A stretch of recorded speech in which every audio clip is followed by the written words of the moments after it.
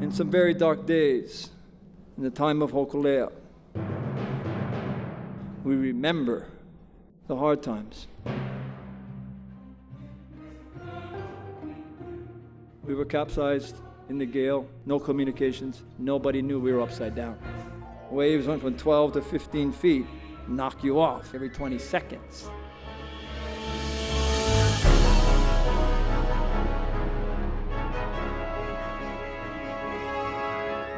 The last three movements of Race Hawaiki focus on Eddie Aikau, beginning with a retelling of the storm of 1978. Eddie, the greatest waterman on the earth, had a surfboard tied to the rail. We turn over at midnight, the light comes up, and in the light there's no hope, and nobody knows. In the gale, everybody's perched on one hull, the other hull is submerged. And there's Eddie. You can't hear what he's saying, but you know what he's asking the captain to let him go.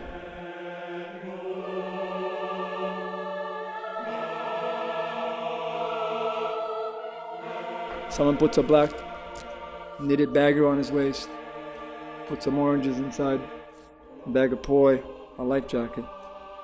Eddie's gonna go.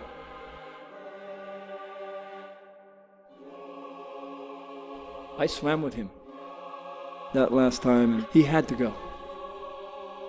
He had to go.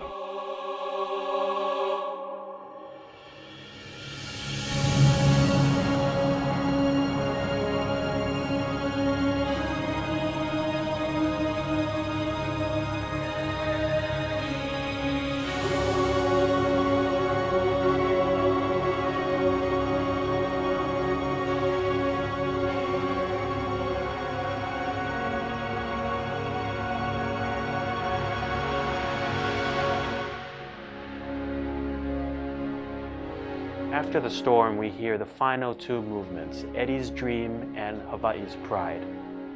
Eddie had the dream that we're gonna go down to Kaikinoi, we're gonna pull it out of the sea with Hōkūleʻa, when we bring pride and dignity back to our ancestors, and then we're gonna give it to our children. That's why he had to go, because Hōkūleʻa was the light. Eddie's Dream is the heart of the entire work, and it is music that is a prayer. We hear the chorus sing to the past and present to hear his dream to raise Hawaiki. We hear from the crew of 78 when the chorus sings and prays, "Go, Eddie, go." And we hear from Eddie himself as he urges us to go and face the challenges presented to us to sail around the world for the future of our children and the planet.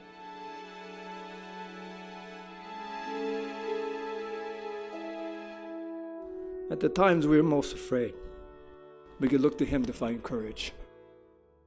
This brings the work to the final movement, and we hear Eddie's own words from his song inspired by Hōkūleʻa, Hawaiʻi's Pride. When we talk about courage and standing up what you need to stand up for, that act of Eddie on a surfboard, paddling to an island he cannot see, was the greatest act of courage of all time.